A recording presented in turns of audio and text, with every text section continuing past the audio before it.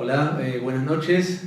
Para los que se acercan por primera vez a la institución, me presento, mi nombre es Pablo Vilar, soy el director de enseñanza de la Fundación Centro Psicoanalítico Argentino y en nombre de su director general Rogelio Fernández Couto les agradezco que estén esta noche para darle la bienvenida al libro de Diego Serva, El Super Yo Salvaje, Clínica y Época.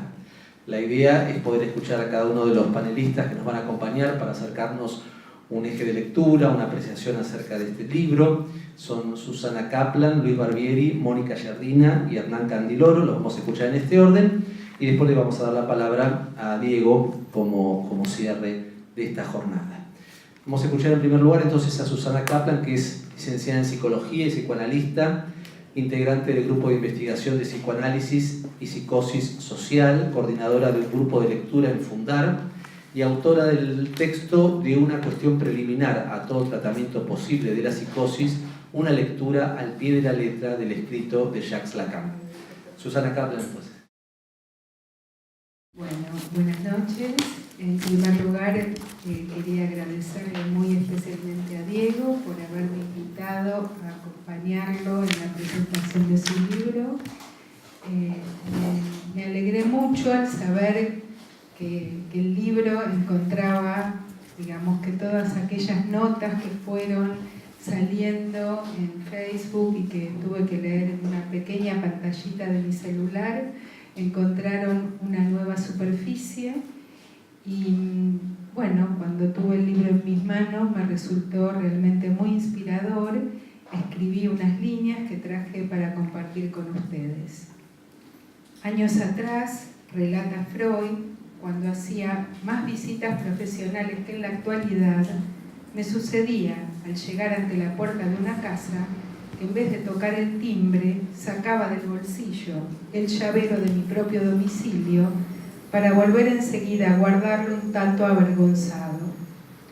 Por alguna razón, este relato de Freud me acompañó durante la lectura del libro El Super Yo Salvaje de Diego Serva. Tal vez porque en sus páginas reaparecía la serie de notas que semana tras semana nos fue entregando en el mundo virtual. Sin embargo, puestas en continuidad y articuladas en un libro, adquirieron una nueva dimensión. Celebremos entonces la aparición de este libro en papel, editado aquí en Argentina. En él se puede apreciar lo que decía Rita Segato en la inauguración de la Feria del Libro. La voz del ensayista es una voz autoral, que no se esconde tras la fachada del fichaje. Al recorrerlo nos encontramos con la voz singular de Diego, su ética y su política. La tesis de Hahn adquiere un lugar central en la construcción de su lectura.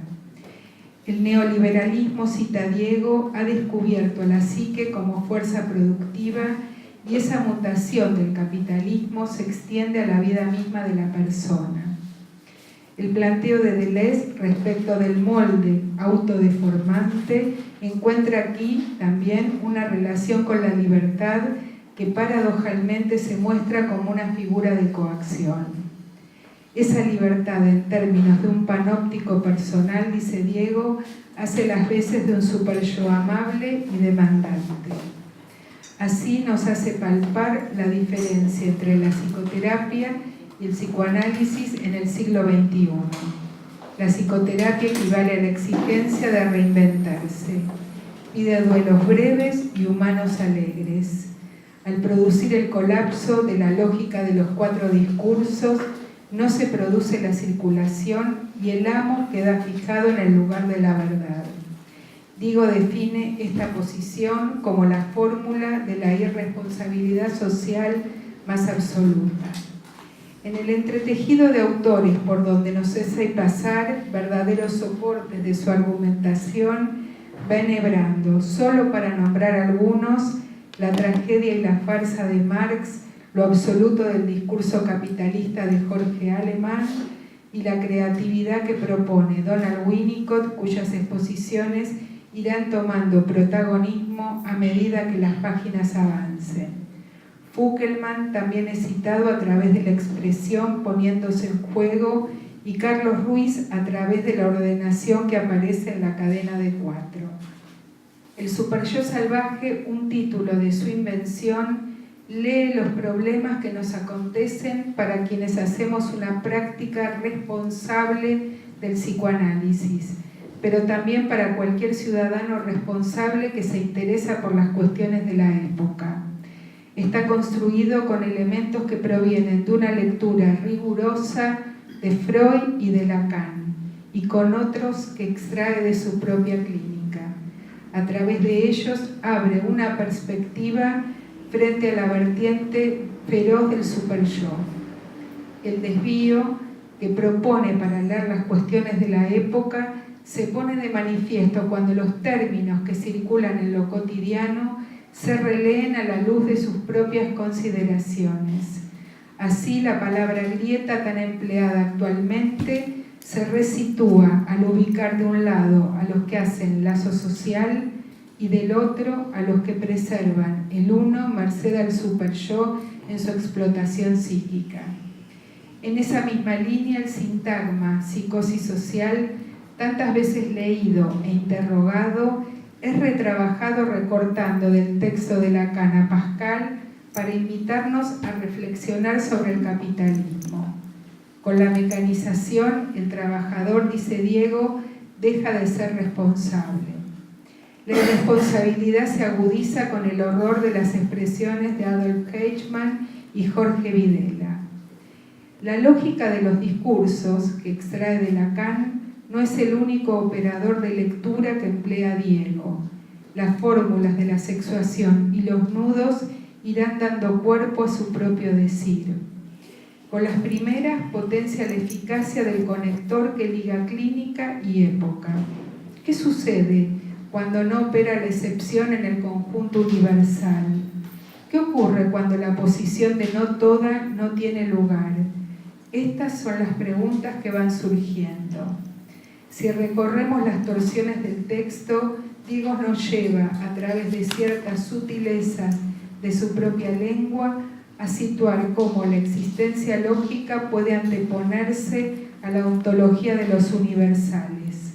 Así, se podrá apreciar la singularidad de su lectura y su propuesta, en la cual puede subrayarse la posibilidad de una vida creativa con el estilo que posee cada quien para hacerlo.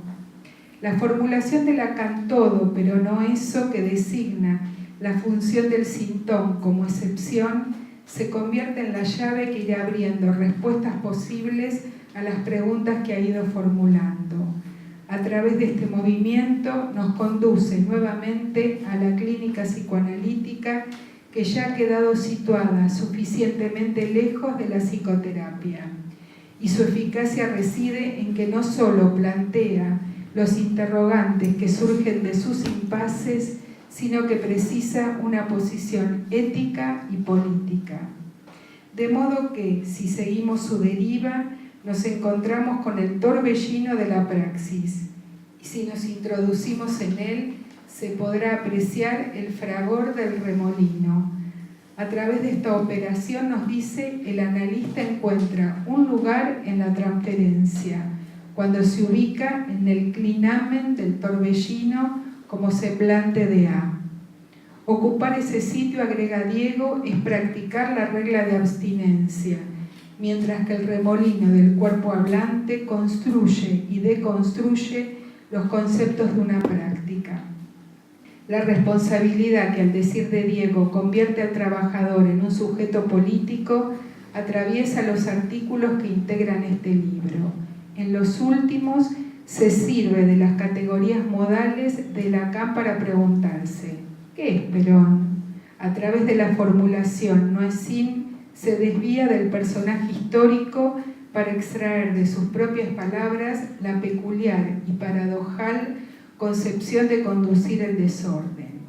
Este punto, que Diego ubica como lo que no cesa de no escribirse, nos conduce a la paradoja del orden explicitada en un trabajo anterior, cuando, citando a Michel Serre, transcribe: el orden no es más que una rareza y el desorden es lo ordinario.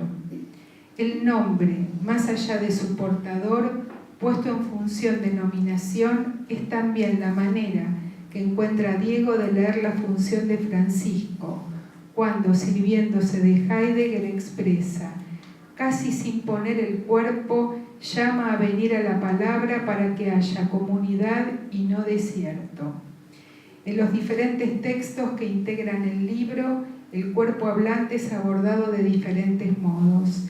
Sin embargo, en el último adquiere otro relieve, cuando refiriéndose al niño deja en evidencia la tensión entre el objeto y los videojuegos. El jugador queda entrampado entre lo simbólico y lo imaginario, quedando su cuerpo desafectado y pasivo. Hacia el final, su posición en la práctica analítica vuelve a quedar de manifiesto, y la posibilidad de seguir trabajando al respecto impide que su producción quede como un conjunto cerrado. Para volver al inicio, Freud decía que su error de sacar el llavero en vez de tocar el timbre era equivalente al pensamiento: aquí estoy como en mi casa. Al leer el Super-Yo salvaje tuve una sensación similar. Por eso me permito finalizar con un chiste que extraje de un texto de la antigüedad grecolatina. Un intelectual astuto, que estaba falto de dinero, se puso a vender sus libros. Escribiéndole a su padre le dijo: «Alégrate por mí, padre, pues la escritura ya me alimenta».